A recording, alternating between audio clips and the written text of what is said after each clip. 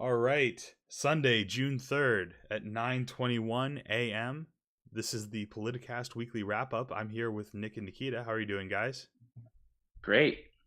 Yeah, pretty good. A little bit of a early morning for us. I like our late afternoon podcast, but I'm down for it. We'll make it work. This was the original time that I was thinking when I first floated this idea, something for brunch, but I think maybe 9 this might a.m. be. Dude, brunch is at 11. Everyone Yeah. knows that. Well, yeah, I think maybe 11:30 might be a little bit more reasonable time for that, but Yeah, well, all good. hey, we'll play it by ear, right? So this week we are dealing with the fallout of the Roseanne incident, obviously, and a lot of people are comparing this to Samantha Bee, who a few nights ago had the great comedic idea of calling Ivanka Trump a feckless cunt for taking a picture with her child, I believe, and then also suggesting that she was sleeping with her father. So lots of people are up in arms about this. Conservatives, at least some portion of the conservative sphere, is talking about how she should be fired from her show, or how it's ridiculous that she got an award a day later, I believe, for using television to promote healthy conversations or something along those lines, some bullshit award like that. So what are you guys' thoughts on this? Is this a example of a conservative being treated differently than a liberal in the media, or is this an two different cases where they're not really comparable? Yeah. So yeah, let me start on this one. First, I wasn't sure if you were allowed to say the C word on YouTube. I was like, is he gonna say it? The whole time I was like, is he gonna actually say it? We're not And then he monetized. They did. can't do anything You to you us. yeah, it was in a quoted reference though, so I think that's allowed. I think you obviously get a pass for that one. Yeah. But I think this is so okay. There's two ways to look at it. Is first, I think it's obviously a double standard because if a conservative had said this about basically anyone in the Obama administration, or even if someone said this about Hillary on the actual news on cable TV, like they would obviously lose their job. But at the same time, as I argue with myself a little bit here because I'm really believing in that ideology that you can do and say whatever you want, and it's the responsibility of the public to react accordingly. So if Samantha Bee says this, it's our responsibility to not watch the show, not follow her on Twitter, like if we're not in support of it. Like we can't expect her company to fire her when they know she says things like this and they think that she's good for ratings. Now, like I said, if a conservative said something like this about a liberal, the company would make the decision that okay, this is probably gonna hurt us. I don't think it. I think this will hurt them just as much as that situation would. But like I said, it's up to her employer to make that decision. You know, You're talking about the so Roseanne situation. It's the Samantha Bee situation wouldn't hurt. I guess it's Viacom as much as the Roseanne situation would hurt Disney. no, I think it would hurt them just as much. Okay. But but I think maybe the companies are under the impression because of the world that they live in that one would hurt them more than the other. But either way, it's not they can do whatever they want. Like I said, it's our responsibility to kind of use our wallets and use our time to vote and to make these decisions. You know what I mean? Kind of voting with your time and voting with your hard-earned money by saying like, oh, I'm not going to give money to this. I'm not going to watch this. Yeah. Because they have because they have the right to say whatever they want. You know what I mean? Yeah. But it is a double standard though. But that's just the way it is. You have to.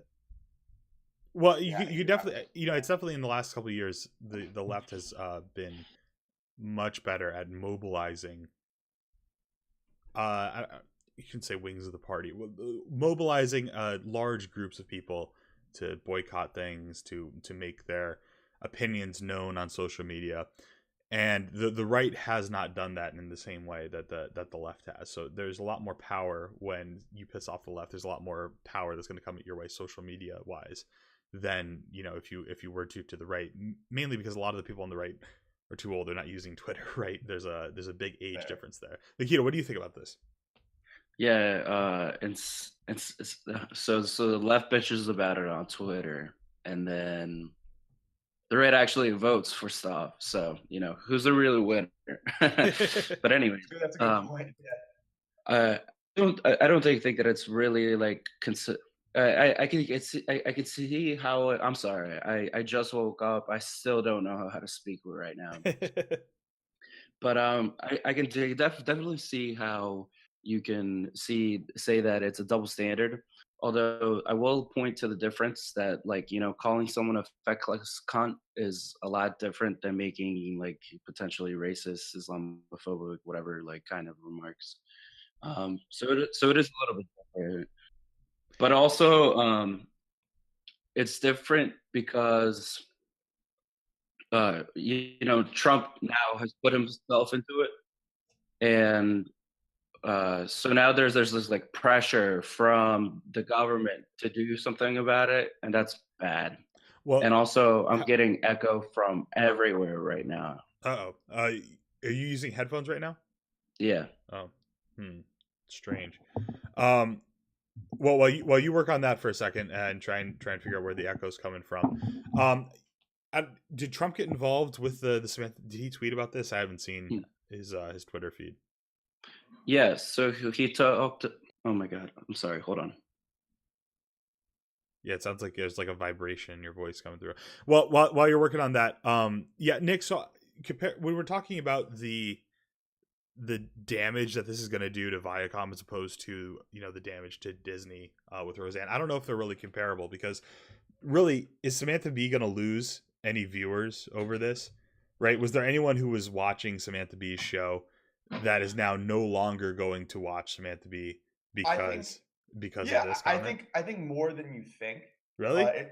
Yeah. So I know I get your point. That the people who are watching it are probably already really liberal, but I think there's probably a lot of, probably, if I had to guess, like white females that are watching it kind of regardless of their political status, or either that or they're more centrist leaning, and kind of when they hear something really hateful, it might rub them the wrong way because they're probably just watching it for laughs. And yeah, I get it. I get it that she's liberal, and if you're watching it, it's like, oh, you must obviously be liberal too. But I don't think that's the case. I think a lot Mm. of, especially white women, are just watching it for laughs, and when they hear something like really hateful, it's like, oh, maybe I don't want to be associated with this.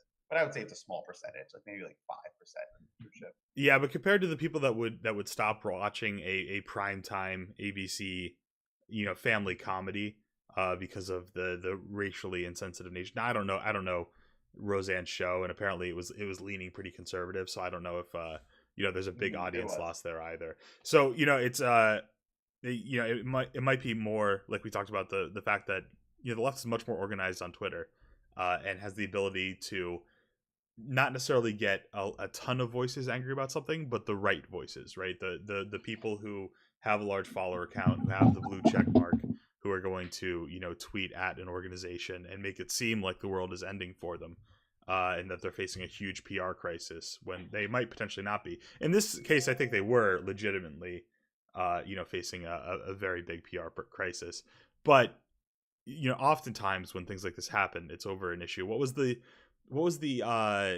it H&M who had a shirt that it was like a green kids t-shirt, and it said "coolest monkey in the jungle," and they had Yeah, it on a yeah, on it was them. a young black boy. Obviously dumb, but also not done in the United States, done outside of the context of the racism in the United States. And so not necessarily a one-to-one comparison there. But again, huge outrage over the story. There was some stuff with Dove commercials, things like that. Huge outrage, way disproportionate to what actually was going on. And part of that is because of the fact that the left is generally more organized in places that seem like there's more people behind them than necessarily there might be. Yeah, I think that's actually a really good example that you just gave, because it is similar. It's as soon as these things happen, when you go on your iPhone and scroll left to the news, this stuff comes up right away because they organize right away. They have hundreds of thousands of people tweeting about it right away. When something happens that aggravates the right, you just don't see it. But you know what? Like these are not these are more minimal than I think we make it out to be. Just because it becomes such a a process on social media becomes so in your face that you think it's affecting the way people are voting and thinking, but in reality, I don't think so. Yeah. I think most people just kind of see it and it's like, oh, like that's kind of crazy, and then just move on. Yeah. And speaking of speaking of moving on, Yeah, Nikita, any final thoughts put before we move off this topic? Yeah, real quick. So I don't know if you guys actually talked about Donald Trump talking about it, but yeah, he put out a tweet that said, "Why aren't they firing no talent Samantha Bee for the horrible language on her low ratings TV show?" A total double standard, but that's okay. We are winning, and we will be doing so for a long time to come. So which is why I say that it's a different issue now, because now that there's obviously public pressure from the um, from the president, which makes it a little bit more of a First Amendment issue. I would say. Well, that's not a First Amendment issue. If the company fires her, it's not a First Amendment issue. And if you call the No, president's because daughter then a you can cunt, investigate whether they fired her based on like influence from the administration, which then a would be tweet First would not Amendment count issue. as influence from the administration, especially if you've called the president's daughter a cunt. You could definitely say that he is acting more as a father and not No, you as. can't, because he uses his personal account as his official account. Like No, he doesn't. you He has can't. Like an official account for the White he's House. made it obviously clear that he wants to use that account as his official presidential account. Like, and so all the stuff that he says from it has to be taken as some like an official statement from the president. Yeah, but this is similar to what happened with the NFL players. If he's saying why isn't this person being fired, or I think they should be fired, that's not policy. He has no control over whether or not these people are fired. So his opinion there, it's inappropriate. Sure, absolutely, it is inappropriate to be using an official means of communication, which isn't it's still debatable whether that's an official means of communication. Debatable, yeah. But it is inappropriate to be using something like that. But at the same time, this is not him saying someone has to be fired. This is not someone's speech being limited by this. This is the same as people who have the blue check mark on Twitter, going and saying wild things. And this is not like this is something that doesn't It's come definitely from. not the same. But yeah, Well, it comes from Congress I people all will, the I time. will and say senators. that there's a lot of room for like it's not like he's like saying TBS fire Samantha now or you'll face repercussions. Like That would but be illegal.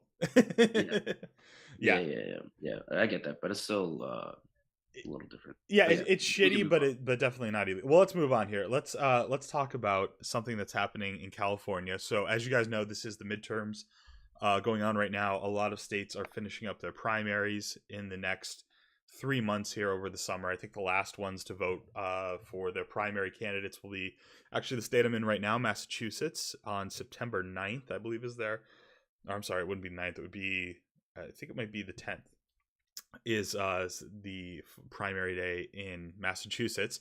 The big primary that's coming up next, though, is on the 5th of June. So that's this Tuesday. There are a ton of states that are going to be having their primary elections. Most notably is California. And I did a video a few days ago on this channel where I broke down California's 25th congressional district and made some predictions about who's going to be winning that. They've got a couple of interesting candidates running. And really, I still think this isn't going to be a great year for the Democrats based off the midterm elections. But, that may change if Google decides to get involved, because just 1 week before the California primaries, Google has listed Nazism as one of the ideologies of the California GOP on their website. So Vice reported this, and this is kind of an interesting thing here. You can pass it off as a coincidence, right? You can write it off as, oh, well, the algorithm does some weird things sometimes. And, sometimes, these terms get lumped into the same category, and that's why it showed up here as, the ideology in their little sidebar link that comes whenever you Google search an organization. But if it keeps happening to one side, it starts to get suspicious, right? You never Google the the DNC and have part of their ideology come up as communism. It just doesn't happen, and you never see examples of this happening the other way around. You always see things like moderate left commentators get associated with farther and farther right commentators. Things like the James Damore issue at Google. There's a consistent bias that we're seeing that's always passed off as, oh, well, it's the algorithm, we don't really understand it, or, oh, it's just this one case. but these cases start to build up, and you start to get a picture of what's going on inside Google, and that's very concerning considering, we're worried about Russians hacking the elections and things like that. If you look at what actually happened with the Russian hacking and buying Facebook ads, I mean, this was some of the lowest tier manipulation, if you could even call it that, going on. Things like an ad with Jesus and Satan arm wrestling, and it's saying, leave a like for Jesus to win if you want Donald Trump to win, and leave a thumbs down if you want Satan to win and Hillary to win. Like, just ridiculous things along those lines. Google, or organizations like Cambridge Analytica, they have a much more sophisticated structure for how they could affect people's biases in the elections. Is this something that you guys are concerned about, or specifically Nikita? I know you're on the Mueller train here. Are you more worried about tech firms or foreign influence in elections, whether it's the midterms or the presidential in 2020? I'm worried about tech firms with foreign influence. Yeah. Yeah, it's funny that you talk about Cambridge Analytica. I'm sorry. Every time I speak, there's just so much echo. Oh, where you take your headphones off when you're speaking, then you can just put them back on when you're done. Yeah, that's what I'm gonna do. Yeah, so basically, it's interesting that you talk about Cambridge Analytica with Russia because, well, we won't get into too many of the details about that stuff going on right now because there's just so much to do there. But yeah, I think that what Google's doing right now with having I want to say that we should figure out why Nazism was used.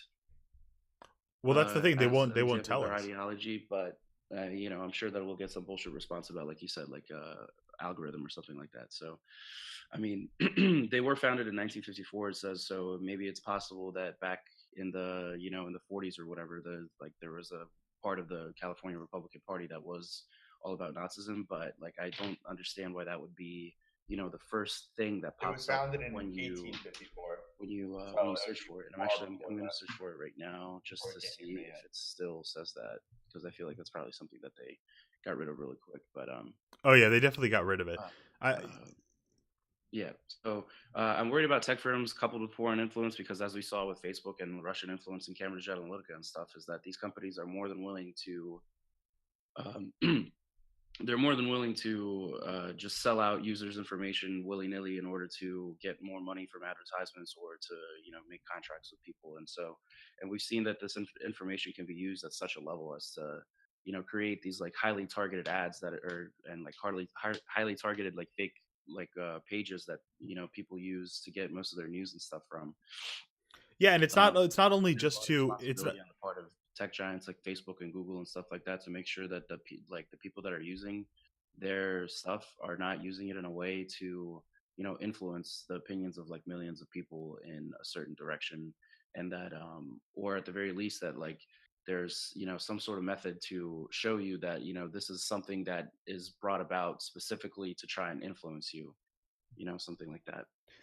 Yeah, well, but to some extent, I mean, that's the entire point of a campaign, right? It's the entire point of a campaign is to influence people on as much as possible. Now, there's shady things that go on. There's a lot of talk being, spread about voter suppression coming out of firms like Cambridge Analytica, and the reality is that that's a tactic that's used by both sides, and it's a tactic that's more common than you might think. It's a dirty one, but these are common parts of elections, and there's often if you work in campaigns, you'll often hear about police being called to sit outside of polling places in minority areas to scare people off and things like that. It's there's a lot of dirty tactics that go into it, and so defining what is allowed to be done in an election and what isn't is often there's a lot of very gray areas. There's some very firm areas. Most states have done a good job clarifying what counts as voter suppression at the polls,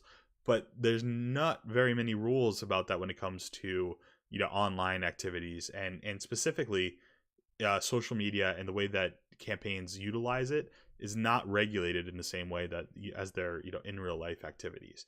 So it'll be interesting to see as campaigns are growing more comfortable with this idea, this new media, what tactics they turn to that they haven't had to in the past, right? So typically a campaign would have one person, usually an intern, in charge of their Twitter account, and they would throw up, the mandatory one tweet a day. Look, the candidate's giving blood. Look, the candidate has a dog. All of this really boring stuff that's not engaging on social media. But the smart candidates in 2018 and 2020 are going to find ways to use Twitter in the same way that Donald Trump has used it, because most of Donald Trump's campaign was done over Twitter. He had two campaign strategies: Twitter and huge rallies, and that was basically the entirety of his campaign. Yeah. Okay. Ooh. Okay. I fixed my echo issue. I think finally. Jesus Christ. Perfect. So Nick, I'm gonna let you take that because I kind of missed most of what you were talking about because I was trying to figure that out. Okay, yeah, no problem. So I would take this back to kind of like the point of the original article with their influence. I think is more based off of internal bias that maybe they don't even realize they have. And my point is, when any researcher does a study, they're going to have bias in their study, and the whole point is to kind of pretend and do your best you can and not have any bias. But I think even when you're coding, like something that simple as making an algorithm, I think there is something as a liberal algorithm, and I don't think it's on purpose. And if it is on purpose, that's kind of a level of corruption that that I don't know if I'm willing to get into yet. That would be kind of scary. I believe it does exist, but I don't know at the level of Google. Well, it could But definitely be I an think emergent property. Hold on. So let's talk about algorithms real quick, and specifically with Google, because you say that there's the liberal algorithm for Google, right? But Google also owns YouTube, and YouTube, we see that their algorithm highly favors right wing, like crazy conspiracy websites like Alex Jones, and like almost immediately after any sort of these types of like like school shootings or like anything, like any like big violent attacks or whatever happen, their like YouTube like top trending videos and their suggested view videos and stuff that for you to watch are all like crazy conspiracy theories. Well, So I think so I wouldn't say that there's necessarily, like you said, I don't think that it's a purposeful algorithm. I think that it's just that the algorithm, how the like we still need, there still obviously needs to be a lot of work in order to have an algorithm that doesn't allow for that to happen. All right, let me respond to that, Ryan. So yeah. I think the people over at Google are obviously, they're in Silicon Valley, so I think they're obviously have liberal ideologies. So when they're deciding what gets labeled as what, when they're doing the algorithm, it's going to favor leftism and do things like put Nazism in the California Republican Party. That doesn't surprise me, right? As to your point with YouTube, I completely disagree. They all those videos you're talking about, first of all, they demonetize all of them. Literally, the Rubin Report gets if he does an announcement video, they demonetize it because he's labeled as alt-right on their website. So I would completely disagree with that. Well, I would yeah, say that the top trending, I would say the top trending videos that come up are because they're the most watched. And if anything, they recently installed a policy that with your subscriber list, the top of your list isn't necessarily the most recent video. It's the one that they decide is most relevant to you, which YouTubers that are either libertarian or centrist or right-leaning are more upset about than liberal YouTubers, because they know that they can expect this from YouTube and Google, that their videos are going to get moved down on the most relevant. And they're not saying this for no reason. They're saying this because they see their videos getting demonetized. They're getting their accounts suspended. I mean, a great example is Tim Pool, right, Ryan? Like, yeah, Tim Pool, you can't say he's a conservative. That's ridiculous. He just reports on crises around the world or on corruption, and he gets his videos demonetized all the time if he says anything that's anti-left. And again, I don't know if it's some larger conspiracy theory or if it's just the algorithms and the coding goes in are done by people who are left leaning. Well, it's kind of both. So Hold on, Nikita. Before we go forward, I want to talk about this because this is actually really interesting, because YouTube has a really weird problem where so I don't know if you guys have followed. Do you guys know Unicorn Riot? It's a channel that does sort of news from a left-wing perspective. But they got a huge amount of Discord leaks from an alt-right server with a massive amount of people in it, in which they were describing how they were generating mass amounts of brand accounts on YouTube so that they could then use to manipulate the algorithm and force their videos and their content into certain sections. So there definitely is far right-wing propaganda, basically propaganda, that gets pushed to the top of YouTube on a semi-regular basis, especially when big things happen. Like Nikita, you talked about after school shootings, like the Parkland shooting, having videos come out that made it seem like they were faked, things along those lines. I would say that's more of a brute forced thing than it is an algorithm sort of thing, right? If you get enough views, you will be on YouTube trending, right? You will be on the front page just based off of the nature of there are more people going there. And so if you have lots of bot accounts or brand accounts that are all liking the same video in a short amount of time and really pushing that up the list, they will show up just based off of the nature of how it works. So YouTube's obviously trying to combat that, because when that happens, it gets a lot of negative attention from the traditional media, right? There's been a lot of things like the Wall Street Journal writing, hit pieces on, YouTubers and trying to portray them as Nazis, things along those lines. And the fact of the matter is that whenever, the real Nazis actually do get their videos pushed up in the YouTube algorithm, YouTube hears about it immediately in the media and gets crucified by it. So now YouTube's in a position where it's trying to tailor its algorithm to suppress the content that should be suppressed, right? The alt-right shouldn't be able to botnet their videos up to the top of the trending page, right? Google has to figure out a way to deal with that. But what's ending up getting caught in the changes that it's making to that algorithm are people like Dave Rubin, who you might not like, but he's not a Nazi, and Tim Pool, who's a liberal person, a very liberal commentator, and tries to do news from a very unbiased perspective. And I really think he's leading the way in some ways of what the new form of journalism is going to look like in the next 30, 40 years.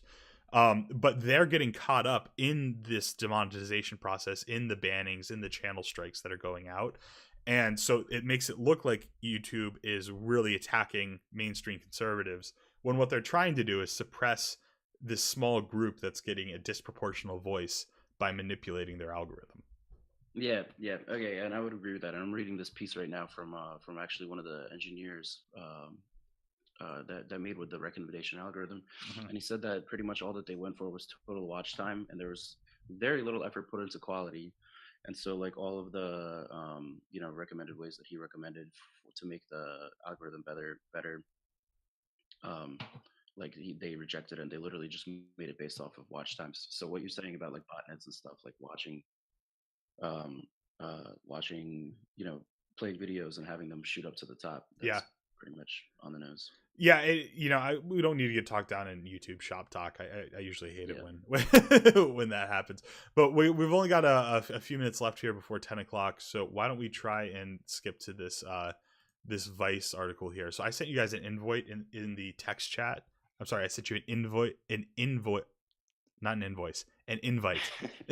sent you an invite in the text chat to a site called Watch Together. And there's a link there to this Vice video about comedians and how they're getting onto college campuses. So if you guys click that link, we can all be there and watch it at the same time while people on stream can see it as well. All right, looks like everybody's there. All right. So go ahead and just mute your mics for a second. If you want me to stop it, hop back on and let me know, and I'll stop it if you want to make a comment here. Okay. Yeah, sounds good. It's a rigorous process led by these people. Bookers who specialize not just in finding comedians, but often in finding comedians willing to make a few compromises. So if people come to perform on campus, they come through you. We just make experiences for students. We bring in performers, comedians, musicians. It seems fairly straightforward, but the reason we're here is because it's not straightforward. Not at all. Anytime we put our... Sorry, real quick. Don't these people look like the people that you want picking your comedy? Don't they look like people who just have great senses of humor, who are really the ones who should be in charge of this? Just it's ridiculous. Our label, or anytime we put our name on an event, it is now an extension of the entire campus climate that we're trying to create. what a comedian does on our campus isn't the same that they would do at an open mic at the bar a few hours later. Why not? Why? Because a student would respond. Hello, Leslie. That sounded like I was speaking to a jilted ex-wife. Hello. All right, so I've got to pause this a little bit so we don't get, Vice angry at us for playing their clip too much. But the idea that anyone that you invite to a college campus to do a show or to give a speech or something like that, the idea that that's a reflection on the college campus as a whole, which is what that booker, it's basically just a booker. The fact that that's viewed as the official message of the college, that's ridiculous. You can't hire a comedian and expect them to be voicing the values of your organization unquestioningly. Yeah, I would agree with that. That's I know it's ridiculous, but yeah, you can keep going. All right. Just in time. The kids that I'm programming for are not cis het dudes. And we intentionally program towards that because it's what the students want. And when I'm working on a contract with especially with a comedian, I'm very upfront and saying, transphobic language isn't going to be tolerated. If you say something in your set, like, we reserve the right in our contract to, like, have a conversation with you about payment. And I will also pull the microphone. So if you say something we don't like when you're up on stage, we don't have to pay you. What kind of ridiculous contract is that?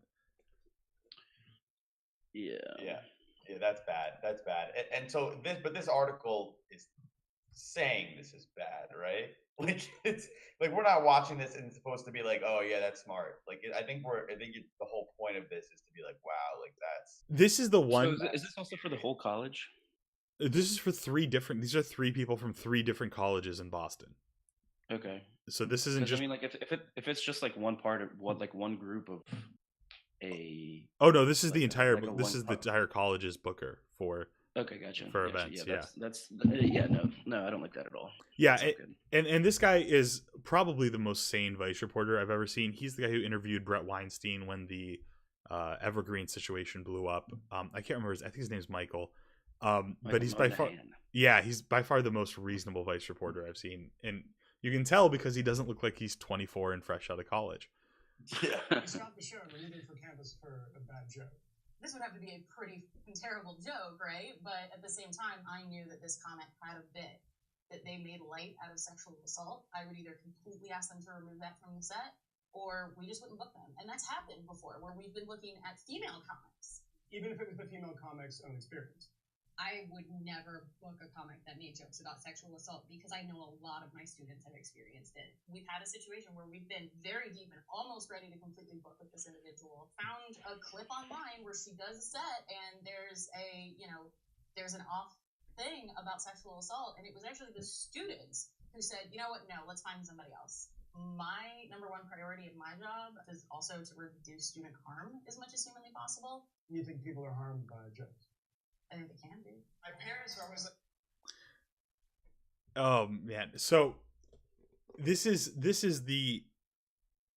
who has gained power in the institutions now, right? This is why when you say things like when you see protests happening at colleges and speakers being shut down, and it's it's the college's right to express themselves. It's not. It's a minority of students. Later on in the clip, we don't have to go through the entire thing, but later on in the clip, they talk about how, well, we're in communication with the students, and we know, they what they want, and they tell us. 6 very loud students. Yeah, and even Michael calls bullshit on that one and goes, "The students speak to you with one voice." No, you're in connection with a very vocal minority of students who are, viewing this as a, almost a religious experience. This is taken over as a religion, more than it is activism in any way. There was another article I wanted to go over, but we're not gonna have time today. But an article by a black professor at Columbia University talking about how activism has basically just become atonement. This idea of social justice, and not social justice in general, but the social justice version that's coming out of specifically very far left college campuses and specifically gender studies programs, is not an activism movement. It's a religion. They've got their own idea of original sin. They've got their own idea of redemption. And these what we are seeing now is performative allyship in which a bunch of, mostly white college students, mostly from privileged backgrounds, are trying to atone and for who they are, and are trying to make the campus safe, make the environment safe, make sure that we're reducing student harm, as this booker just said, which is ridiculous. Well, where is safer in the United States than on a college campus? Where is safer in all of history than on a college campus in the United States in 2018? What more safety could you possibly want? Yeah, I just really don't like the idea of like having somebody, like filter out all this stuff and like give the students like this like boilerplate like comedian or whatever that's like, oh look, like, we know he's not going to say anything that's like outrageous or whatever. And I feel like that's kind of the part of comedy too, is that like, there's a little bit of the sense of the unexpected, or like, like thinking about things in a different way or in an unexpected way. And so So Nikita, I don't like that at all. Interesting question here. Would you view? I've used the term that this ideology, this specific way of looking at the world, and that's coming out of the specific sections, I describe it as a cancer that needs to be cut out of the left if we're going to be healthy. Would you agree with me on that? I don't know. I don't think I've seen enough like evidence or whatever of it happening like enough like all over and over again for me to say that it's like that big of an issue. Well, I mean, there's three bookers there from three institutions. Yeah. Okay. Well, how many institutions do we have in the United States that aren't doing that? Like I don't think it's that crazy. I don't know.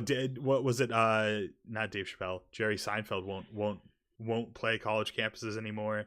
There's a lot. Oh no! There's a lot of comedians that are saying they I mean, won't do college I love campuses. Jerry Seinfeld, but like he's also what's the deal with water bottles? Like, yeah, exactly. Like okay, like whatever. Yeah, I think I'm going to be able to convince you that these are people who need to be pushed out of the Democratic Party and pushed out of the liberal movement, because really I would say that like we should spend a little less time paying attention to people like that, because that's just like we shouldn't be rewarding them with positions, and that's what's happening, right? Those students that you're seeing in the audience right now, I mean, when they go and protest for other adults, it's insane. Like I mean, you're a college student, and I understand like especially with the sexual assault, like you don't want to hear, like if you're an abuse survivor or whatever, and you and then you're going to a comedy show, you don't want to hear this dude like up there like making fun, making a joke out of, or a dude or a woman, like whoever, whatever, making a joke out of your experience that was traumatizing for you, right? Like I get that, but like at the same time, like I don't think that you should be like screening these people to make sure that they're not going to do that beforehand, because then that's also like it's just cutting down on creativity on the part of the comedian as well. And like sexual abuse is one thing, but then there who, like, what's going to be the next thing that's like unacceptable to talk about that maybe isn't, like that you can't, there are funny ways to, like there are ways to make jokes about some of these things in a way that doesn't specifically harm people, Well, yeah, and I completely understand and I'm sympathetic with someone not wanting to hear about a traumatic event in their life being made fun of. But at the same time, the world doesn't revolve around you, and everyone has had traumatic events from a variety of different, you don't get through life without traumatic events. The reality is it happens to everyone, right? And so the idea that you're going to be able to, quarantine yourself off from that and never have to encounter it again, never have to, deal with it again, it's absolutely ridiculous. And the students that are sitting in the audience for that comedy show, right, are the people who then go out and protest, who cause, a bunch of havoc. And if you look at the student protests that have happened over the past couple of years, every single place there is a list of demands that go with the protest. And the demands are things like hiring diversity and equity staff, and hiring people like these bookers. And who fills those positions? It's the students. It's the people who graduate with a useless degree and then go back into the university administration. There was an article that came out from University of Michigan in which they were spending they had 76 full-time diversity and equity staff at U of M. And it was so much that they were spending so much on these programs that they could provide full tuition, room and board in scholarships to 765 students. But instead, they were pouring that money into diversity and equity faculty, or not even faculty, just administration. And we wonder why college costs are out of control, and what are the results that are being produced. Well, I don't think that that's really part of the college costs. Oh, it absolutely I is. think it's part of it. The but I don't ballooning think of the it's administration is a driving. huge part of why college costs have gone up. It's the number one thing. Well, that yeah, grows. but I don't think that it's because of diversity trainings and stuff like that. No, I it's don't think because that's of a balloon. it's because of multiple offices being sprung up, in which Right, some yeah, of them are yeah, diversity and equity, but a lot of these are based around student care, student health. All of these things have, names that are, they sound really good. What are the metrics that are used to qualify these Yeah. positions? How I do think some of people those things are prove they're important, but valuable? I think also, yeah, some of those things are definitely a little extravagant. And I just generally don't like, and their excuses like, oh well, the students are picking these people. Like the students are saying, no, we don't want that person there. And it's like you said, that's not every student that's saying that. Like what if I want to see a comedian, but they're never going to be brought to my campus because some of their jokes are a little off color, but I don't find them problematic. Well, and it's And the and worst so now college students, right? Most college students are fine. They aren't worried about, who's Right. coming onto their campus. Most of them are worried about going to have a party. And if someone, shows up on their campus that they'd like to see, they'll see the posters, great. But the problem is that's Yeah. not happening because there's a vocal group of nerds who is, interrupting that process. And it's Yeah, out. I just It's think like literally, why can't they just be like, all right, we're gonna have this person come on, and for the most part, like we think they're gonna be a great time, but there is a off chance possibility, make it part of like you can be like, hey, like or just do we'd your own appreciate it if you research. didn't If you use your see joke, someone's coming and you don't yeah, know about them, look them right, up yourself. Like, be an adult about and it. then choose not to go on it. And if and if it is such a problematic like comedian that's literally just gonna stand up there and talk and like spout rape jokes and stuff and like stuff like that, then like don't show up. Or do show or protest. It's Or perfectly fine to protest or protest whatever. outside. Don't pull the fire alarm. Don't try and prevent Yeah. them from speaking. Don't try and make sure that no one else can hear them because you can't deal with hearing them. Right? This is, Anyways, we don't need to go down that road. We're coming to the end of our time here. Nick, anything you want to add to that before we wrap up? Oh, did we lose Nick? Oh, right at the end, Discord. Oh man, that's unfortunate. He's probably trying to say stuff to us this whole time. I'm going to keep riffing here until he hops back in, and hopefully. Yeah, I was gonna say that's odd that he didn't say anything. Yeah, it seems. Yeah, you hear me again? Hey, now we can hear you. Yeah. It was a quick Discord malfunction, but I'm getting pretty quick at getting right back into it when Discord does shut me out. We're gonna get this I think worked what out. happens- I think what happens is when I don't talk for too long, I think it just stops working. But whatever, okay, it's fine. So yeah, I actually do have a response to Nikita. So you said, okay, so my issue is you said two separate things. First, you said, oh, it's the college's responsibility, and don't let me put words in your mouth. So correct me if I'm wrong. You said it was a college's responsibility to say, oh, this comedian might have some off-color jokes or might insult you. So if you don't like, Okay, well, I didn't say it was their responsibility. I think I said that was like an option that they might do. Okay, but you don't think that the college should do that or is obligated to do No, that? absolutely not. Okay, that's fine. Because that was my thing. I was like, I don't think the college should be obligated to do that at all. And it's again, and to Ryan's point, you're all adults. It's your own responsibility. And if you're listening to a comedian that is upsetting you or bringing back like PTSD from something, then leave. The world doesn't revolve around you. But okay, I was just clarifying that. But that's all that I have. Yeah, I think that there's definitely something to be said for it. Later in this video, if people want to go and watch it, we're not going to watch the whole thing, but he interviews some students, and there's like this group of 4 girls who you already know have purple hair and problem glasses and all of the normal. And this one girl's talking about how the world is scary, and out at home or on the street you never know what's going to happen, but here at college I feel safe. And this is ridiculous. Nowhere's safe. You realize the world is a dangerous place. At any time, horrible things could happen. And so we don't help people by pretending like, oh, you're safe here. You're safe in our ideological, bubble that we put you in. The reality is you're just as unsafe there as you are anywhere else. And the way that you improve and get better is being able to handle the fact that you're not necessarily safe. Being resilient, being a strong person, and not being someone who has to, retreat and cower into a place where you're not challenged or threatened in any way. And this is going to have long-term consequences. If right now, it's not a large section of college students that are getting this diet of bullshit, basically, right? But as we can see, that number is growing more and more every semester, and the power that's going from the administration to the specific programs is growing more and more every semester.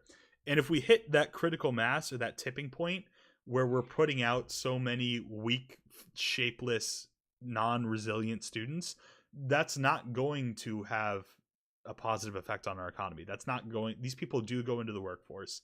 There is going to be a result. You talk with, I have a friend who was dating a girl from college who's graduating in a year. She's got a degree in gender studies and political science, and she wants to become an activist. I'm sorry, but an activist isn't a job. And I'm someone who has a political science degree and arguably is an activist. Activism is not a job. It doesn't pay you. You might be able to scrape some money together out of it, but this is not a long-term career. When I was in college and going to political science degree, you were trained to go into law school.